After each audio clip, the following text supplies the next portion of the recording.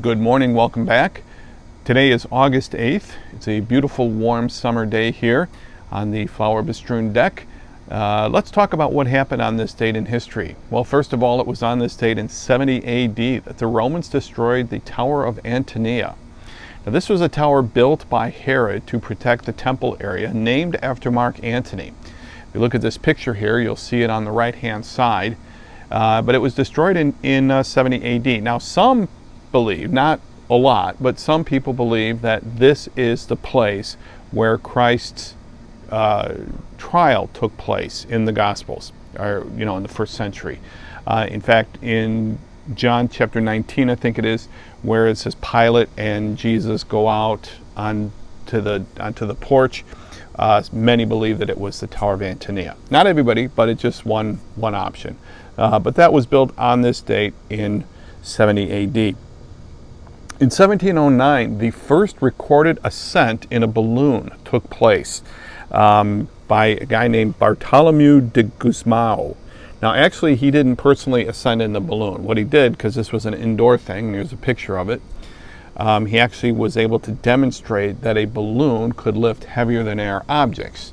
And of course, so from that point on, they had balloons. They got them bigger and bigger to the point of where they could do balloons and then dirigibles and then airplanes and rocket ships, and then billionaires could go to space. So it all started on this date in 1709. In 1844, Brigham Young was chosen as the head of the Church of Jesus Christ of Latter-day Saints. Kind of interesting. I saw a couple of things the other day. Well, I saw one thing about the Church of Jesus Christ of Latter-day Saints. So apparently there's a movement on to leave, or for that church to refer to themselves more often as the Church of Jesus Christ of Latter-day Saints and move away from the idea of being called the Mormon Church, because the assumption is that people are leaving it because it's called Mormon. For those of us who went through the name game in the church growth industry back a few years ago, it's kind of funny to see this hit another church group. But Brigham Young went on to have something like 50 wives and hundreds of kids. I remember a few years ago there was a football player, Steve Young I think was his name, who was a descendant of Brigham Young. And at the time I thought, wow, this is really cool. Then I realized, no, wait a minute, to be named Young and a Mormon is not really that unusual a thing. There are quite a few hundred direct descendants of Brigham Young wandering around, maybe even a couple of thousand. In 1898, a momentous day for those of us who like a certain object, it was because it was on this date that this guy, you know him, invented this. That's right. It was on this date that Will Kellogg invented cornflakes. The rest, they say, is history. In 1911, the U.S. Congress passed a law that limited the House of Representatives to 435, which is the current number that it is at to this day. So the House of Representatives is limited to 435 members. And it's interesting because the U.S. population in 1913 was 97 million, which meant that each representative at the time had approximately 223 constituents, because the whole idea of representatives is that they're supposed to be equal. Interestingly enough, the U.S. population in 2020, the estimated U.S. population in 2020 is about 330 million people, which means that every representative now has 760,000 constituents, over 3 times the number as in 1913. 1963 in Britain, this is the date of the Great Train Robbery. Now this is a robbery that was planned, and a group of 10 to 15 guys grabbed a mail train, robbed 15 to 20 of the bags, and got away with something, the numbers are pretty, it was like 2 million pounds at the time, which I think comes out to about $50 million today. Most, if not all of the money was never recovered, although a good number, including these 9, were arrested and charged with various sundry crimes and misdemeanors. All of them were sent to jail. with terms up to about 30 years. Okay, so, but that took place on this date in 1963, a lot of references. This is a big deal in kind of the crime history of England. Like in the U.S., we talk about the St. Valentine's Day Massacre, well, at least in Chicago we do. The St. Valentine's Day Massacre, these great crime events, the kidnapping of the Lindbergh baby. In England, they talk about the great train robbery of 1963. And in 1969, speaking of England, a very famous picture was taken on this street. Now, it wasn't this picture. In fact, it was this one. And of course, to this day, it's a rite of passage for people going to England to get their picture taken crossing Abbey Road. That picture was taken on this date in 1969. Today is St. Dominic's birthday, born in 1170 in Castile, Spain. Okay, now I know next to nothing about St. Dominic except for the fact that he is the patron saint of this school, which is right down the road from where I grew up and is still there to this day. St. Dominic's, that was the Catholic school in the area, but growing up non-Catholic, I only went there for a few odd things. But this is his birthday today, 1170. In 1921, Esther Williams was born. Esther Williams, a famous actress, swimmer, competitive swimmer, set several records in her state and local community. Never made it to the Olympics because her peak age would have been around 1940 and the Olympics were canceled that year. She was discovered and put into several movies, and from about 1945 to 1955, she was a huge draw. There were some movies, Neptune's Daughter, The $1 Million Mermaid, where specifically she was swimming. In other movies, they always found a way to get a picture of Esther Williams swimming. For example, if you've ever seen the movie Take Me Out to the Ball Game, it's a movie with Gene Kelly and Frank Sinatra. It's about baseball. And Esther Williams is the manager. So it's got nothing to do with swimming. But at one point in that film, they're looking for Esther Williams, and they say, "Where's Esther Williams?" Or whatever the character's name. Like, where is she? And they look out the window. Oh, there she is. And there she is swimming in the hotel pool.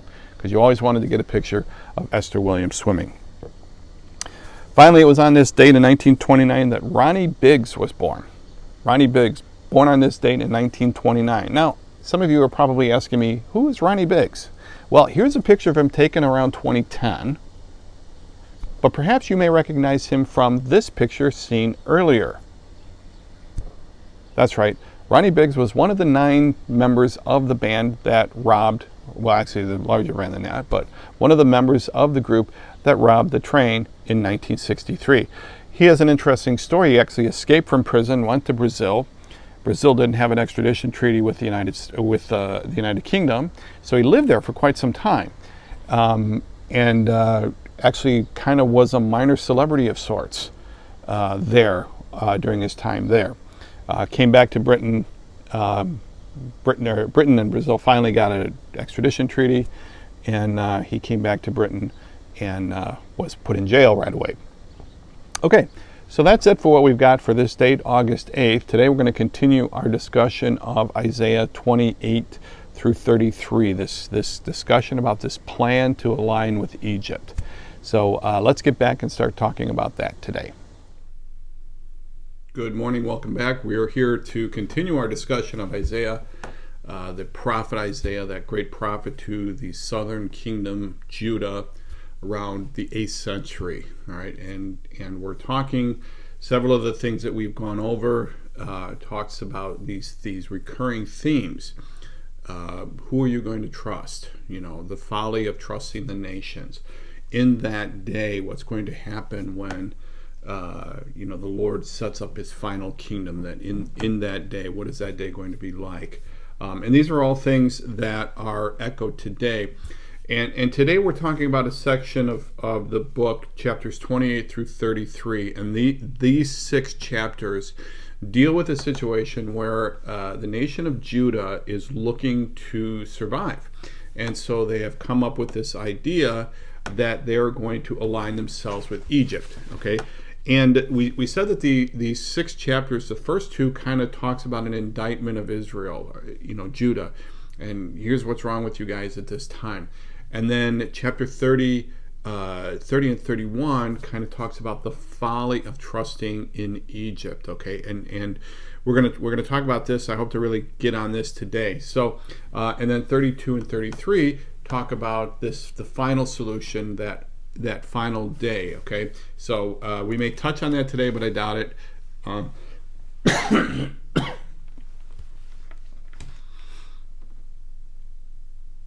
So let's get back to where we were last week when we talked about chapters 28 and 29. The first part, chapter 28, was just kind of getting into the discussion of this plan or this situation, and where we talked about the drunkards of Ephraim, and Ephraim being the shorthand for Israel, the idea that what happened to Israel is going to happen to you. And then moving on, where, let's see, I'm just kind of looking through, where they talked about the leaders are like, what are you going to teach me like a 5-year-old? And God says, well, if I have to, that's what I'm going to do, precept upon precept, line upon line. And then he said how he was going to do it, beginning in 28:16, was that the Lord was going to set a cornerstone, that a precious cornerstone. And although at the time they could have looked to the law and said that was our precious cornerstone, here we know from this side of the New Testament, chronologically, this side of the New Testament, we know that both Paul and Peter both looked at Jesus and said, he's the cornerstone. That's the cornerstone that was set, that we should be judging our efforts and things by. Okay, then we're kind of getting into this whole idea of this plan that they've got. And then in verse 29, we talk about the siege of Jerusalem. Remember we talked about Ariel and what's going to happen to Ariel, that city where David encamped or settled, as the NIV puts it. And the Lord talking about how great their foreign foes are going to be like dust. Okay, and then coming into verse 11, chapter 29, verse 11, we ended last week. And the vision of all of this has become to you like the words of a book that is sealed. Okay, and mentioned here, and I want to reiterate that this is language and this is an image that John picks up on in Revelation, where he comes back with, who this scroll that's sealed and who can read this scroll, kind of thing. When men give it to one who can read, saying, read this, he says, I cannot, for it is sealed. And when they give the book to another who cannot read, saying, read this, he says, I cannot read. Okay, so even trying to get this to somebody who can get the message, they're just the people aren't cooperating here. Okay, but then in Revelation, they give it to the Lamb, and the Lamb is able to read it, and all of that. Okay, so because of this refusal, so what you see here in 29, 11, and 12, you see this refusal to hear the word of the Lord. Okay, that's really what it is. So they have a book that is sealed, and they give it to somebody. They give it to one who can read. They says, well, I can't, it's sealed. And so they give it to somebody else, and yet somebody else says, well, I can't read. So there's just nobody's helping, nobody's saying, but here's somebody who can. They're just like, nobody wants to take responsibility for this. Okay, and that's where we ended last week, where the Lord is giving this condemnation in chapter 29, and we're going to pick it up again here in verse 13. And the Lord said, because this people draw near with their mouth and honor me with their lips, while their hearts are far from me, and their fear of me is a commandment taught by men. Therefore, behold, I will again do wonderful things with this people, with wonder upon wonder, and the wisdom of their wise men shall perish, and the discernment of their discerning men shall be hidden. Okay, here again, we're back onto another one of Isaiah's greatest hits. All right, verse 3, it says, when the Lord is talking about these people who refuse to get the message about not trusting the nations. Okay, and so what he says of them, what he says through Isaiah to these people, is they honor me with their mouth, they draw near with their mouth, honor me with their lips, while their hearts are far from me. Now, interestingly, in Matthew 15 verses 7 and 8, and then also in Mark 7, it's just kind of a parallel version, Jesus quotes this passage referring to the Pharisees. And if you remember, the Pharisees' issue was they had the words of the law were right in front of them, but they weren't seeing how everything worked together Okay, and they were insistent that Jesus was some sort of a threat. And ultimately, at the end of this passage, Jesus says about these Pharisees, well, it is that Isaiah talked about you.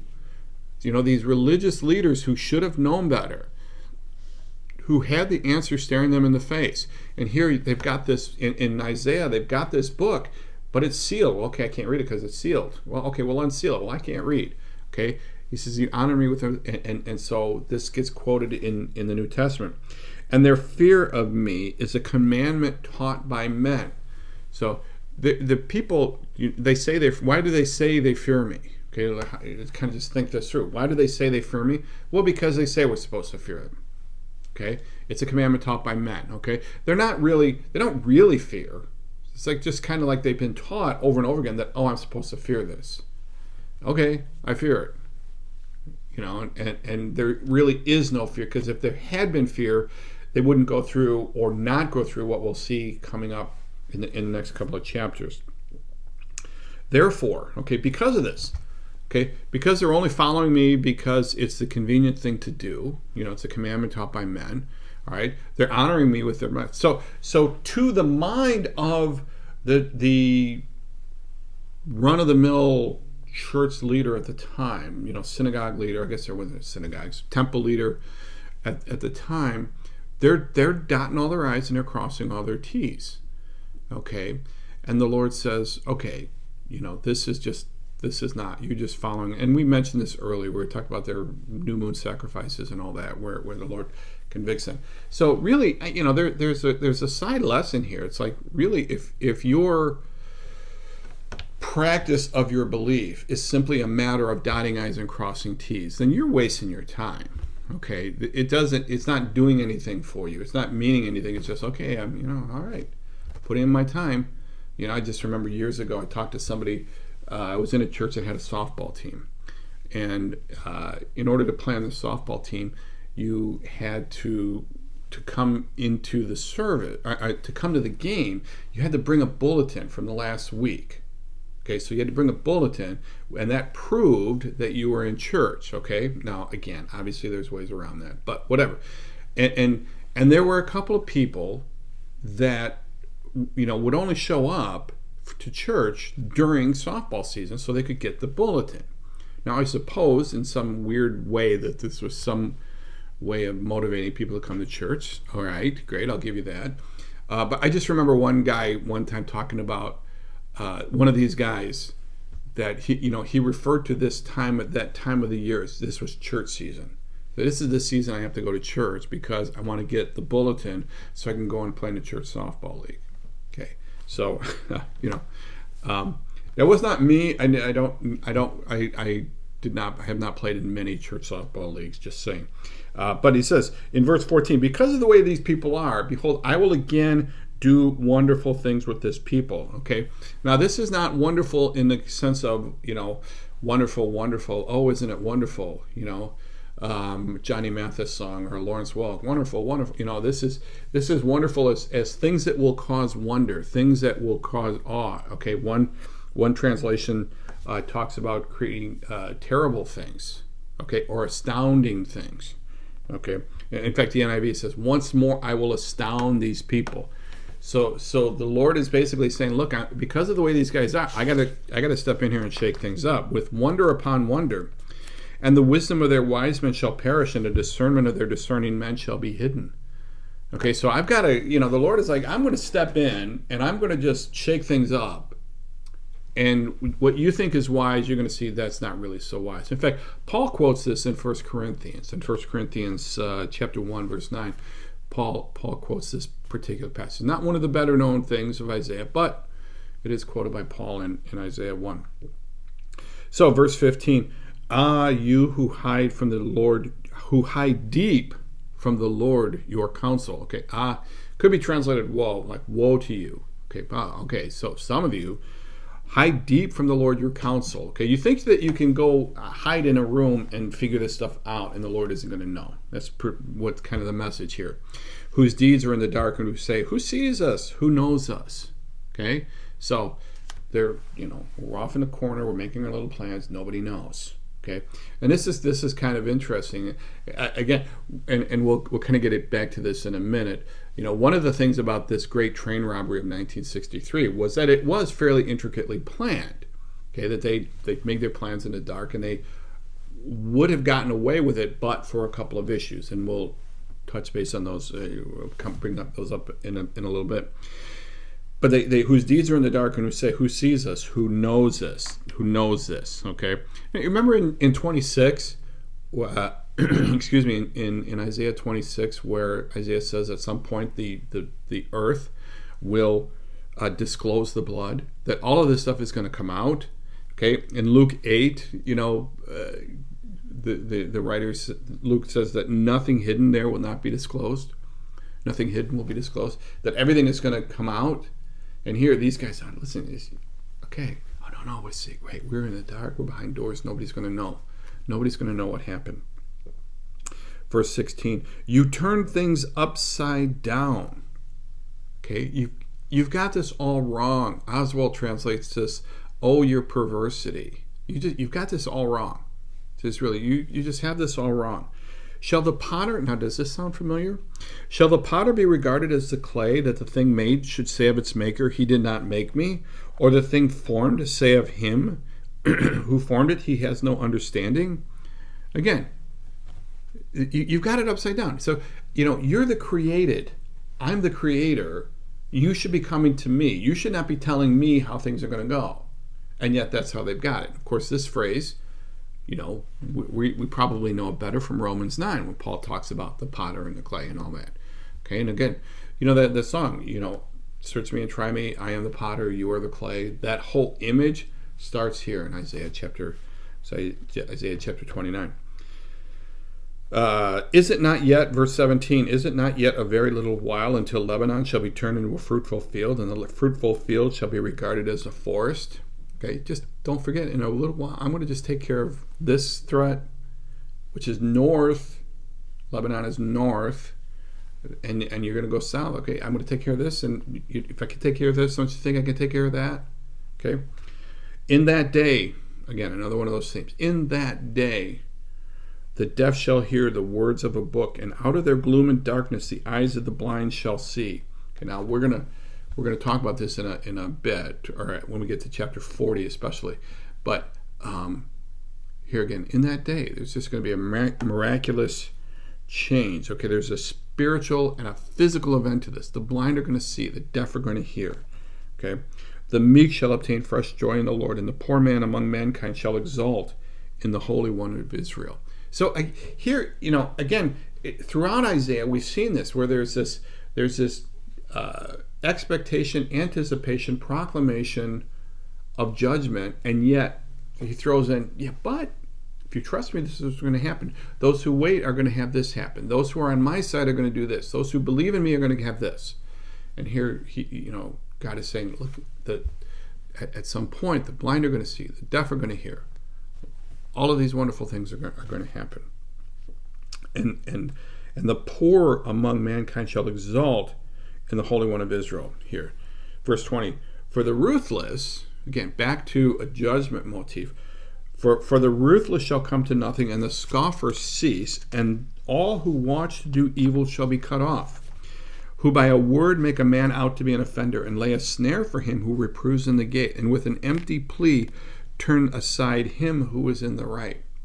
It's interesting here that there's at least like three levels of wrongdoing in this passage. Okay, so the verse 20 here, for the ruthless shall come to nothing. Now the ruthless, these are the ones that are actually out there doing stuff.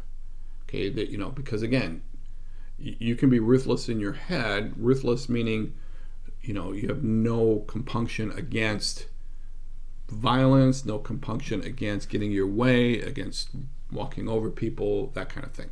Okay, so that's the idea of being ruthless. Okay, so this person is going to come. So you've got the ruthless, that is, those are actually doing this. Okay, and the scoffer sees. Okay, so the scoffer is the one who's egging them on. To me, the scoffer is the one who's again, we talked about what a scoffer was earlier, the opposite of the faithful man of Psalm 1.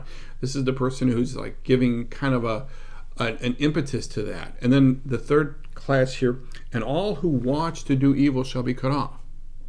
Okay, so all who watch. So these are just the ones who are just quietly letting it all happen in front of them, not stepping in to stop it.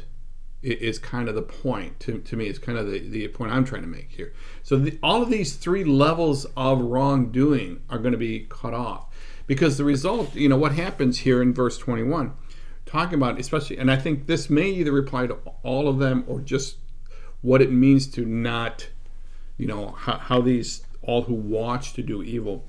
Verse 21, who by a word make a man out to be an offender and lay a snare for him who reproves in the gate. Okay? Who by a word makes a man out to be an offender. And I think here, this whole idea of denouncing something, my wife and I were talking about this idea of denouncing people and people being denounced.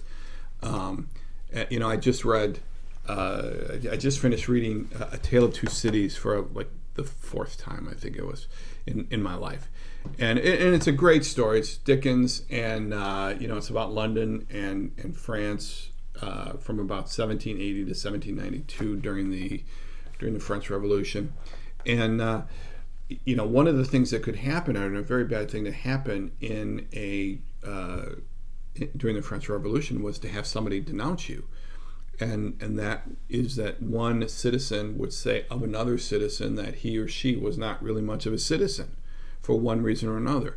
And this whole idea of denouncing by a word, that in the guise of being a good citizen, you're denouncing another citizen. And so even just one word or one wrong word or just a brief comment, you can just destroy, and then nowadays with social media, I mean, you can just make a comment about a person and virtually destroy him or her, with just one ill-placed joke. Okay, again, rule of thumb, it's way harder to be funny on social media than most people think. Okay, and 90% of the people who think they're being funny on social media are not. Okay, or maybe not 90%. I don't know. But regardless, so who by a word make a word out, and with an empty plea turn aside him who is in the right. Okay, kind of like, just doing not doing what they should do, kind of turning away when they could be a help. These are the people that are going to be under judgment. Therefore, verse 22, thus says the Lord who redeemed Abraham concerning the house of Jacob. Okay, Israel, and again, this is kind of, again, we're back to this the good news. Jacob, Israel, shall no more be ashamed, no more shall his face grow pale, for when he sees his children, the work of my hands in his midst, they will sanctify my name. They will sanctify the Holy One of Jacob, and will stand in awe of the God of Israel. And those who go astray in spirit will come to understanding, and those who murmur will accept instruction. Okay, so again, these two verses kind of summarize the last two chapters, that at some point Israel is going to be redeemed. Israel is going to be rescued, despite the judgment. And again, reiterating, judgment is never the final goal. Okay, restoration, fellowship is the final goal. And if judgment is what it takes to get to that, then that's what God is going to do. Okay, now in chapter 30, we start into this specific idea of this plan to go to Egypt. Okay, and I like this passage for a number of reasons, and one of them is that this is like a great description of a bad idea. Okay, again, now I don't know if any of the 9 or 15 or however many of the great train robberies sat down and say, wait, there's a hole in this plan, And one of the things was when they finished the train robbery, they all went to this particular farm and barn. They hid out in this barn for a period of time. And then when they left the barn, instructions were given. Part of the plan was somebody was supposed to burn the barn down, and that was going to destroy the evidence. Well, of course, that didn't happen. And because that didn't happen, the police tracked them to the barn.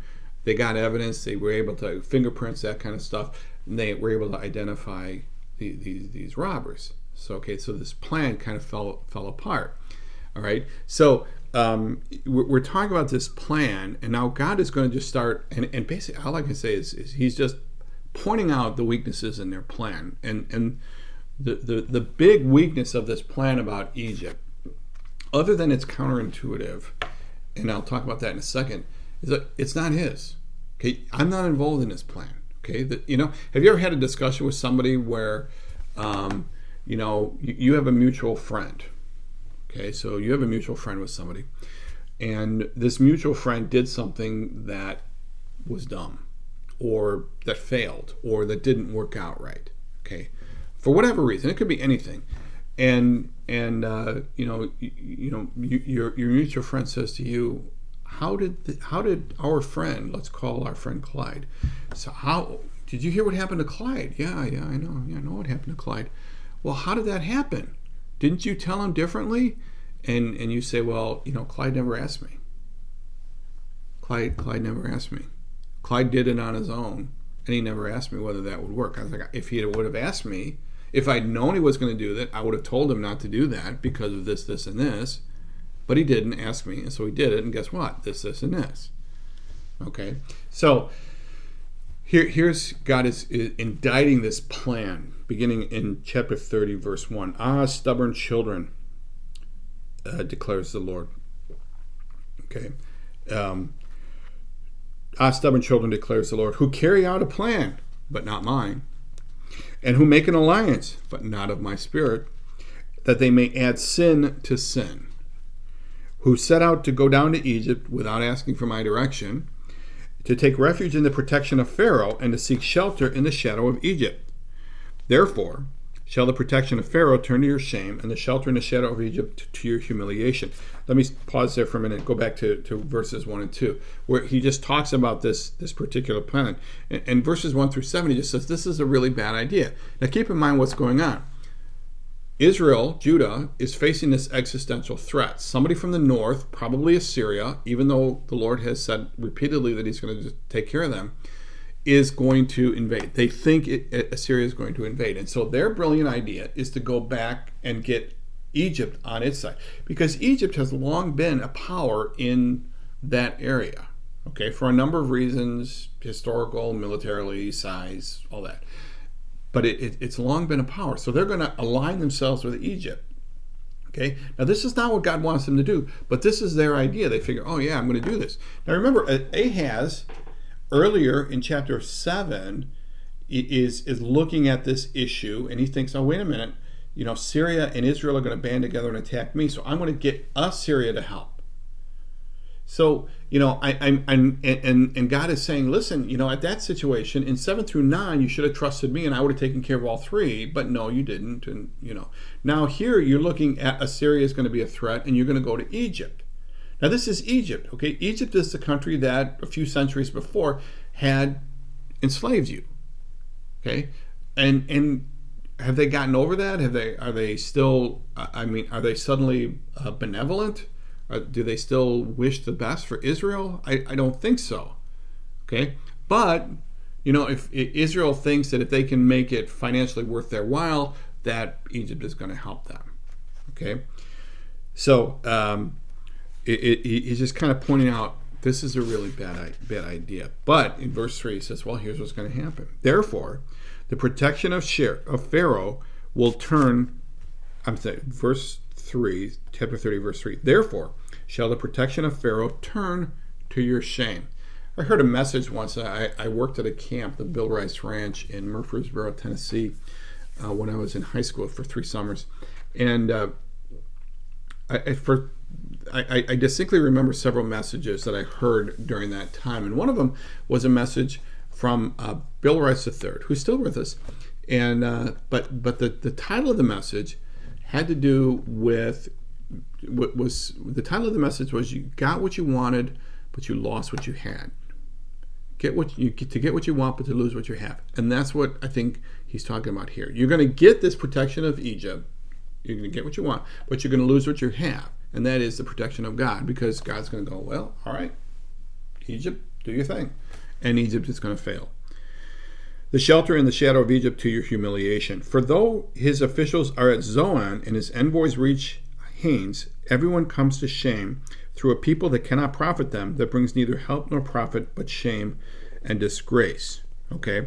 Now, it doesn't take a lot of serious Bible scholarship to look at these first 5 verses and say, you know what? This plan you've got is going to be a colossal disaster. You remember we talked about Zoan before? Here in Isaiah 19, let me go back and read that passage to you when Isaiah talks about what he thinks of Zoan, and this is part of that discussion of all of the different prophecies and oracles that are going on around Israel. And so what does he say about Zoan here in verse 13? I'm sorry, Isaiah 19, beginning with verse 13. The princes of Zoan have become fools, and the princes of Memphis are deluded. Those who are cornerstones of her tribes have made Egypt stagger. Okay, so here in Isaiah 19, he says they're fools, and now suddenly in verse in chapter 30, these are the guys you're trusting. Okay, even though his officials are at Zoan, everyone comes to shame through a people that cannot profit them. These people can't help you. Okay. Beginning after verse 6 and 7, kind of a brief little side oracle. It says, an oracle on the beasts of the Negeb. Okay, now this is a title that was probably inserted, just kind of somebody going back through and editing, but it doesn't really matter if it is or not. It just kind of separates out these next 2 verses. Okay, and there's just an interesting picture here. Through a land of trouble and anguish, from where come the lioness and the lion, the adder and the flying fiery serpent, they carry their riches on the backs of donkeys and their treasures on the humps of camels, to a people that cannot profit them. Okay, first go back to verse 5. Everyone comes to shame through people that cannot profit them. Going to Egypt. Egypt's help is worthless and empty, therefore I have called her Rahab who sits still. Now here it's just talking about this effort that you're going to bring, you're going to put all your money, whatever it is, you're going to incite Egypt to be your helper on the backs of camels. You're going to go through this very dangerous area because of the animals, and it's going to be worthless. Okay, this idea of Rahab it means do nothing. This do nothing that stands still. Okay, the King James translates this that Egypt therefore I have called her.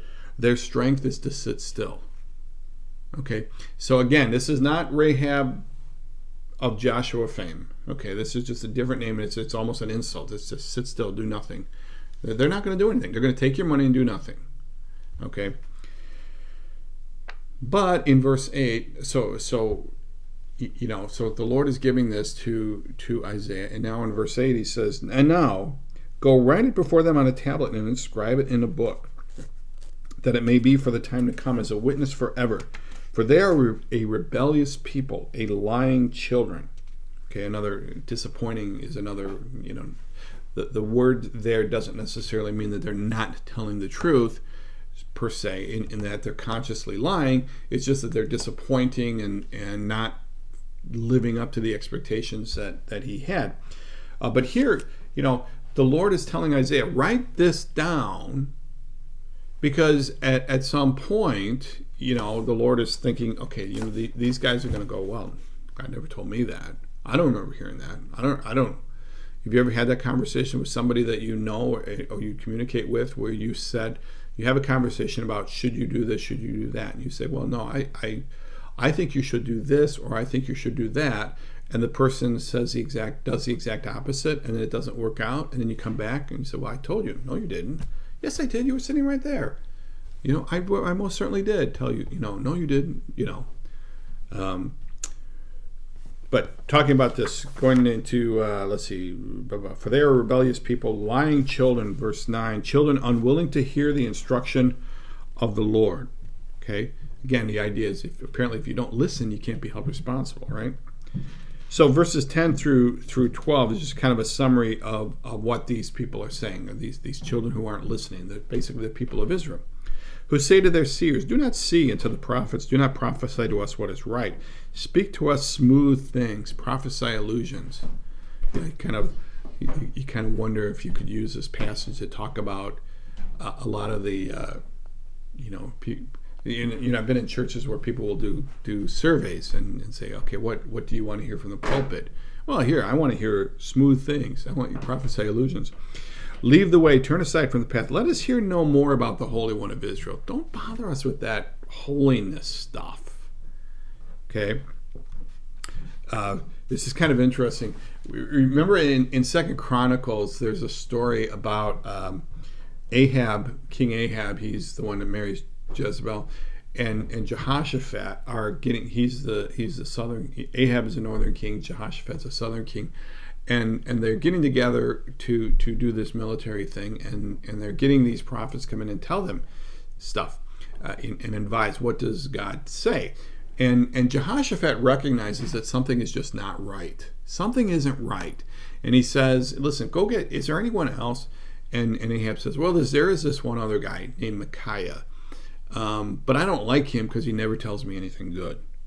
Okay, so this is in 2 Chronicles 18. I always got a kick out of that. It's like he knew who he was, and he knew that he never prophesied anything good about him. Okay, but whatever. So leave the way, turn aside from the path. Therefore, verse 12, thus says the Holy One of Israel, this one that you didn't want to hear about, let me tell you what he says anyway. Because you despise this word and trust in oppression and perverseness, this is how he is describing Egypt, and rely on them. Now, verse 13, here's what's going to happen. Okay, 13 and 14.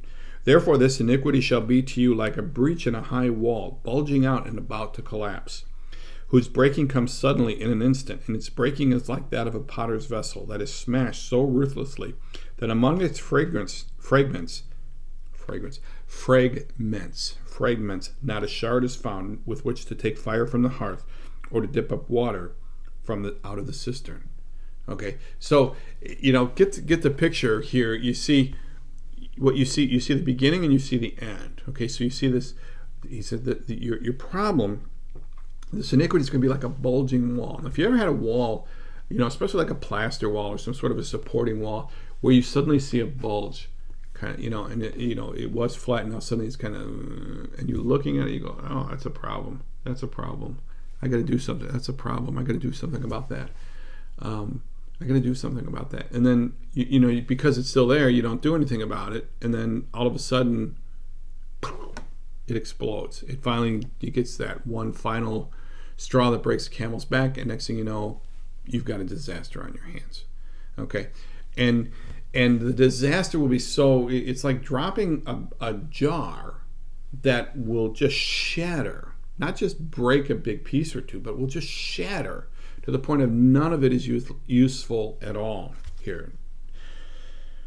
Verse 15. For thus says the Lord God, the Holy One of Israel, in returning and rest, here's what you should have done. In returning and rest, you shall be saved. Don't go down to Egypt. Don't take your things down there. Don't take all your money down there. Bring back rest. Trust me. In quietness and trust shall be your strength. But you are unwilling, and you said, no, we will flee upon horses. Okay, now Egypt was known for having a lot of horses and stuff. Therefore, you shall flee away. So you're going to go where the horses are. You're going to get on the horses that you have, and you're going to flee away. And said, we will ride upon swift steeds. No, we're going to get away. We're going to be on horses. We're going to get out of here. Therefore, your pursuers shall be swift. 1,000 shall flee at the threat of one. At the threat of 5 you shall flee till you are left like a flagstaff on the top of a mountain, like a signal on a hill. So if you think about the picture here, what the Lord is saying, that the defeat of you and Egypt is going to be such that a much smaller force is going to drive you out. Like one will chase 1,000, one will chase 5. Okay, and then you'll be stuck on this hill, which is very visible. So it's going to be a very obvious, very visible failure that's going to happen as a result of your failure to trust God. But, verse 18, therefore the Lord waits to be gracious to you, and therefore he exalts himself to show mercy to you. For the Lord is a God of justice. Blessed are all those who wait for him. Okay, now, again, this is what you should have done. You should have waited. You should come back. You should wait. Now, how? Verses 19 through 22 just kind of describe it. And I'm just going to read it, and it's pretty self-explanatory here. For a people shall dwell in Zion and Jerusalem, you shall weep no more. He will surely be gracious to you at the sound of your cry. As soon as he hears it, he answers you. And though the Lord give you the bread of adversity and the water of affliction, yet your teacher will not hide himself any more. But your eyes shall see your teacher, and your ears shall hear a word behind you saying, this is the way, walk in it, when you turn to the right or when you turn to the left. Then you will defile your carved idols overlaid with silver and your gold-plated metal images, and you will scatter them as unclean things. You will say to them, be gone. Okay, so this is kind of an interesting picture of what it means to walk with God. Okay, and the result of walking with God. As a nation here, they had the prophets, and it said, if you come back and rest, this is what's going to happen. Things may not go perfectly for you. You may have bad weather. You may have people wanting to invade. But you're going to hear my voice behind you saying, go to the left. You're going to hear my voice behind you saying, go to the right. Okay? And this is the prophets talking, because this is how communication took place here in this Old Testament era. But even still, it's one of these things that if you're resting and trusting in God, there is direction. We've got his word that we can get the direction from. Okay, and again, you're focusing on God here. You're eliminating idolatry. Now, this is an idea that has come earlier, where the Lord is describing what that day is going to be like, and it's going to be a day absent of idolatry. Okay, so here, then you will defile your carved images overlaid with silver. You will scatter them as unclean things. That which you used to worship, you're going to throw away and go, I don't need this anymore. Okay. You will say to them, be gone. And, verse 23, he will give you rain for the seed which you sow on the ground, with which you sow the ground, and bread, the produce of the ground, which will be rich and plenteous. In that day your livestock will graze in large pastures, and the oxen and the donkeys that work the ground will eat seasoned fodder, which has been winnowed with shovel and fork. And on every lofty mountain and every high hill there will be brooks running with water on the day of the great slaughter, when the towers fall. Moreover, the light of the moon will be as the light of the sun, and the light of the sun will be sevenfold, as the light of 7 days in the day when the Lord binds up the brokenness of his people and heals the wounds inflicted by his blow. So here, it's like, look, whatever damage occurred as a part of this judgment is going to be healed. When he heals up the brokenness of his people, there will come a day when the Lord will heal up the brokenness of his people here. Okay. Again, this is kind of like this. Is this kind of like that perfect peace that Isaiah talked about in 26:2? That shalom, shalom. That someday this will arrive. Okay, and it isn't going to be this halcyon time where we're all sitting on a cloud strumming harps or anything like that.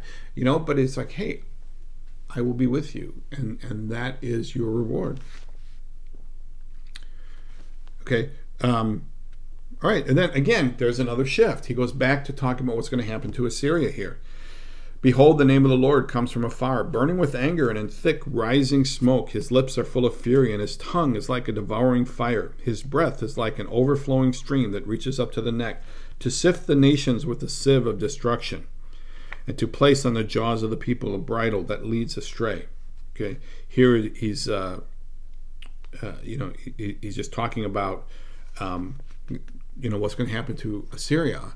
And what I thought was interesting here is his breath is like an overflowing stream that reaches up to the neck. Okay, so the stream, that's pretty high water. Okay, compare, I don't know if you've seen any of these pictures that have been coming out of China with some of the flood action that's going on there. It's pretty intense. Floods are devastating because they destroy everything.